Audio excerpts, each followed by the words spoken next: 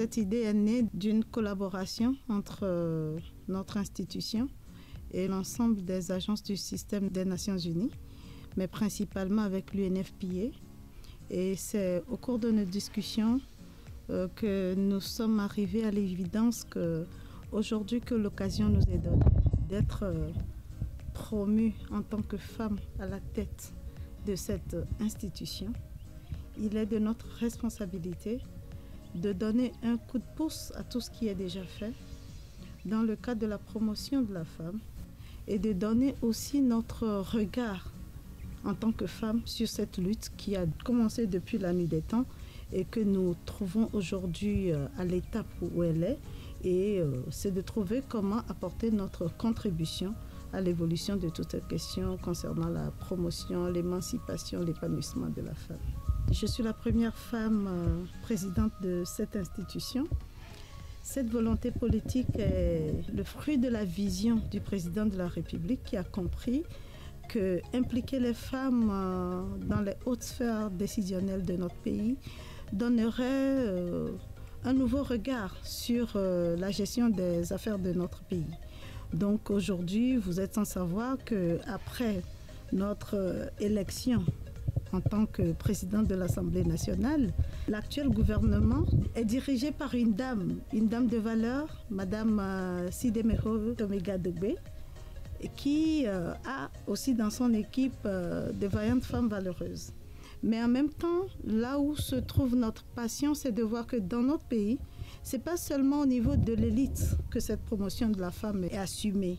Nous avons au niveau de toutes les couches sociales, au niveau des femmes rurales, les femmes vaillantes de notre pays, de tous les secteurs, qui bénéficient aussi de cette volonté politique de promotion de la femme. Donc nous avons différents projets, des mécanismes incitatifs comme le FNFI, le MIFA, un certain nombre de mécanismes mis en place pour aider la femme à sortir de la précarité et à trouver qu'elle choisisse d'être commerçante, qu'elle choisisse d'être entrepreneur, qu'elle choisisse d'être fonctionnaire.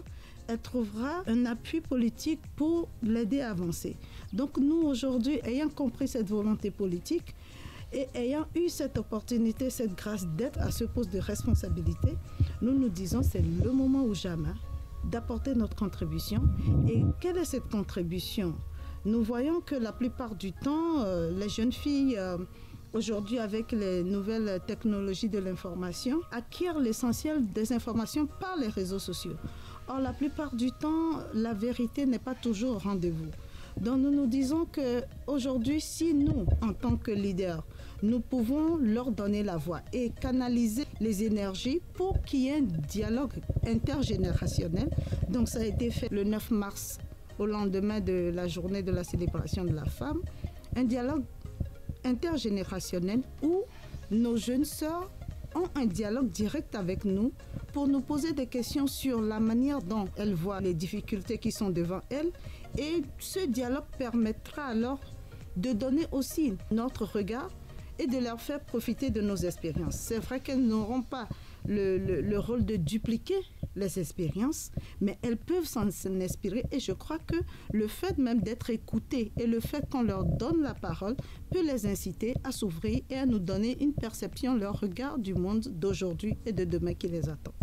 Nous voulons préciser que cette initiative regroupe 6 autres pays, le Niger, le Burkina, le Ghana, le Libéria, la Guinée.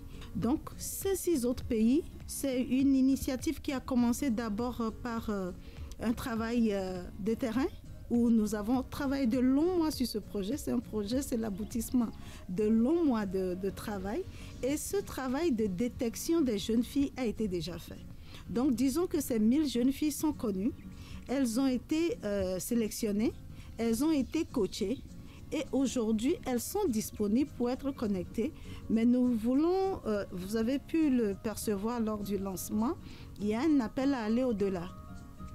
Un appel à aller au-delà. Donc, disons qu'aujourd'hui, la capacité basique de cette plateforme est de 1000.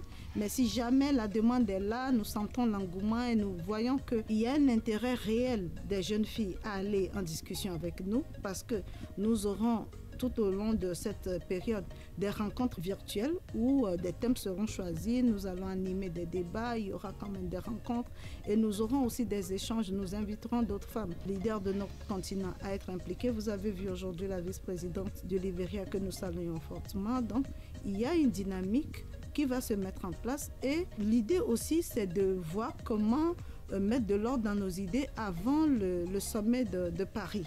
Donc il faut travailler, ce n'est que le début, ce n'est qu'un lancement, il y a tout un travail derrière et je pense que nous allons intensifier cette démarche pour que d'ici juin, nous ayons une position africaine de la perception de la jeune fille du monde d'aujourd'hui et de demain et de la position des leaders que nous sommes à accompagner ces jeunes filles africaines à être des réussites, à être des leaders. Voilà un peu notre vision, voilà notre engagement. Et cet engagement, c'est un engagement national, c'est la position du Togo par rapport à la question de la promotion, de l'émancipation et du bonheur de la femme. À l'horizon 2063, nous voyons un peu la femme africaine audacieuse, confiante en elle-même, qui s'assume dans sa féminité, mais qui connaît ses droits et qui va au-delà des limites. Donc, pour nous, c'est important que cette femme reconnaisse qu'elle est une personne à part entière,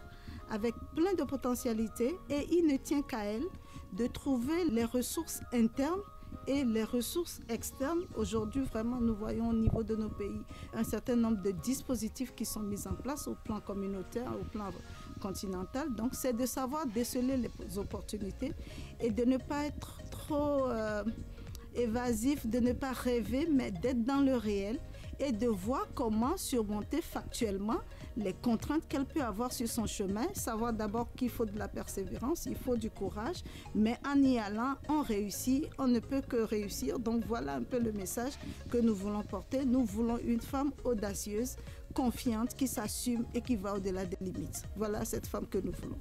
Comme nous le disons toujours, on ne naît pas femme, on le devient. La femme, c'est en même temps la fragilité, mais c'est la force.